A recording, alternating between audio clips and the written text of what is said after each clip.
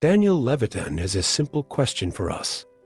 How do you stay calm when you know you're going to be stressed? Sounds impossible, right? But he's got some tricks up his sleeve to help.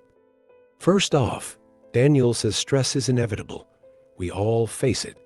Deadlines, emergencies, and those unexpected moments when life throws a curveball. But here's the catch: our brains don't always work well under stress. When we're panicking, we don't make the best decisions. Daniel explains, when you're stressed, your brain releases cortisol, the chemical clouds your thinking.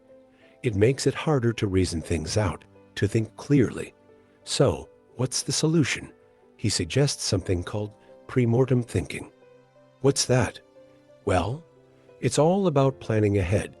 Think about what could go wrong before it happens. It sounds strange, but it's super effective. Let's say you're about to take a trip. Instead of panicking at the airport because you forgot your passport, Daniel recommends you create a checklist ahead of time. Think about everything that could go wrong, he says, and plan for it in advance. This method isn't about being paranoid, it's about being prepared.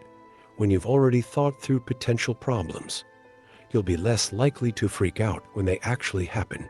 You'll be ready. Another tip from Daniel: don't make big decisions when you're stressed. He explains, you don't want to decide important things in the heat of the moment. You need a clear mind for that. So, if you're dealing with a tough situation, give yourself time to think. Take a step back. Breathe. It's okay to pause and let the stress settle before making any life-changing choices. Now, here's a fun one: designate a place for important items. Daniel calls this the designated spot method. He says, how many times have you misplaced your keys or your phone when you're in a rush? We've all been there. The solution: have one spot in your house where these crucial things live. That way, when you're stressed and running late, you know exactly where to find them. No last-minute scrambling. Daniel also talks about what he calls neural circuits. Basically, our brains have different circuits for different tasks when we're calm. The reasoning part of our brain is in control, but when we're stressed, a different circuit kicks in: the fight or flight response. It's great for emergencies, but not so much for solving complex problems.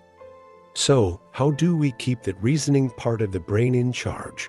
Daniel says practice. The more you practice staying calm in stressful situations, the better you get at it. It's like training a muscle. The more you use it, the stronger it gets. He also suggests mindfulness techniques. Mindfulness is about being aware of your thoughts and feelings in the present moment without judgment. It helps you stay grounded, even when things feel chaotic. Another thing to keep in mind is what Daniel calls the 10-0-0-0 rule. He explains, experts in any field have this.